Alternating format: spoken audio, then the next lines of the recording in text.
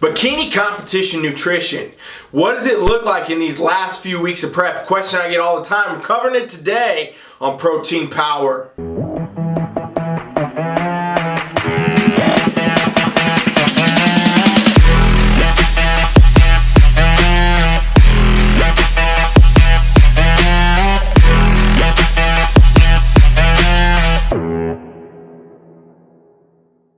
I'm Milton from TeamFFLEX. You're on my show, Protein Power. Every Monday, we get on TeamFFLEX TV right here, and I cover everything nutrition for you. We talk about all your goals, and today we're going to dive into bikini competition nutrition, all right? If you want a bunch of free, great information, make sure you hit that subscribe button. I'm doing 5 of these shows every week for you, teaching you all different parts of everything you want to know for whatever goals you got in the competition space.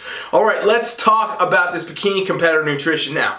The question I get all the time from a lot of bikini competitors, we coach a lot of them on TeamFFLEX, but also people just reach out, ask me questions all the time on Instagram, whatever, and they're always asking me, what do these last few weeks of prep really look like as far as nutrition goes? When you're talking about 4 weeks out, 2 weeks out, all these different things, what kind of variables change? What things are happening? Well, I can only give you guys like a best, guess as far as what's going on, because I will tell you this. Contest prep nutrition, even for bikini competitors and everybody else, should be 100% custom, individualized, right? You should not be following one generic meal plan that every other bikini competitor on your team or your coach is putting out or doing. You want to make sure that you have customized nutrition. Everybody's calories should be different, everybody's macros should be different, all that. But for the sake of this video and answering this question in kind of broad sense, I guess that's a partial answer there.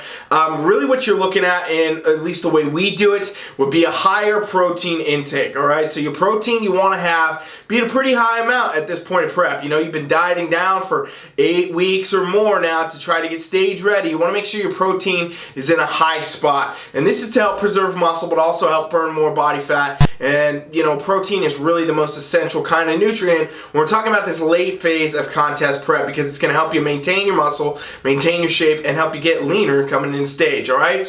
Carbs, for me, when I'm coaching at least, generally lower here. This is where the carbs are going to be at their lowest point really during your prep, is when you're in that last little bit. You're still trying to achieve this deficit, still trying to get that stage level condition, and the carbs are pretty manipulable nutrient. Really, you can bring them up, you can bring them down, you can do a lot of that stuff, but generally when we're talking about cutting down, the carbs go lower because they're easier to cut down and they're not as essential as proteins or fats. And fats for me on a contest prep diet, most of the time are going to be at a moderate level. I want to always prioritize these more than carbs, for example, because we want to make sure we're getting proper hormone function and everything else going on with that prep. So, for a kind of profile of where you're at in those last couple 4 weeks, you're probably looking at a higher protein intake, a lower carb intake, and a more moderate kind of fat intake. Here's the most important factor. Got to be in a caloric deficit still. Hopefully you've been doing that whole 8 weeks, but especially this last bit, you're in the final phases where you got only a few more check-in days, a few more things to tweak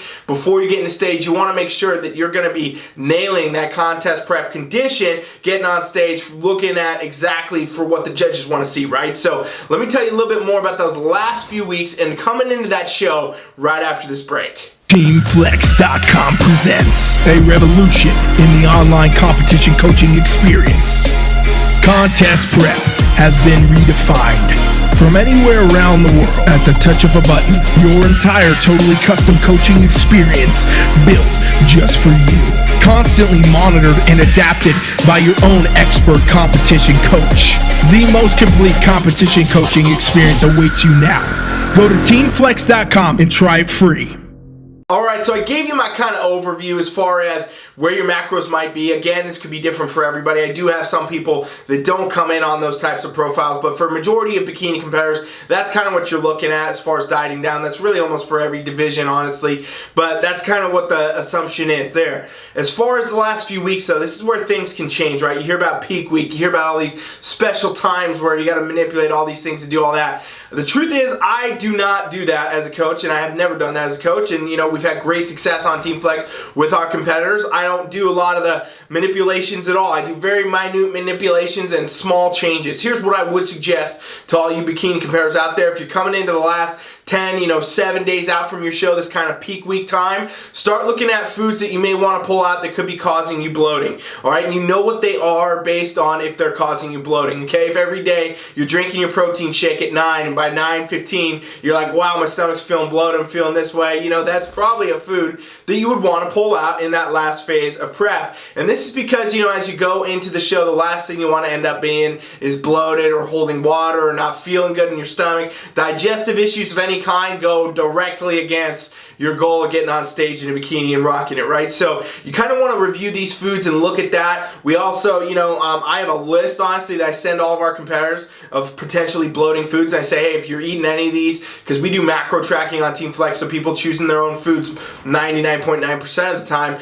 If you're eating any of these, consider looking at that, adjusting that, maybe pulling some of these out. And that's what I suggest, coming into the show as the biggest factor. Because if you have any of this stuff in your diet that's kind of bothering your stomach, you just don't want it going into that show, and it's just going to make sure your waist is even tighter, smaller, all the things they want to see in bikini if you're not having those factors. So that's kind of like what I would say is the most important part coming into a peak week. You got to look at all the other things as well, sodium intakes, water intakes, all that. But a lot of times what you want to do is not make any crazy manipulations, not make any crazy changes. And, I'm so against the kind of carb load, carb deplete, water load, water deplete, diuretics, all that. I don't do any of that, and I would not suggest it, okay? So the final bit of your prep, ladies out there on, bikini contests, going into your show, you want to do well, kind of take all this into consideration. Here's where your kind of, profiles for macros might be, and then peak week and things like that. Look at maybe pulling out some bloating foods, and I bet you're going to go to stage rocking it and killing it. If you have any other questions, you need more help, shoot me a message anywhere, or check out our free trial at TeamFFLEX.com, and we do, free coaching trial. You get to try our coaching.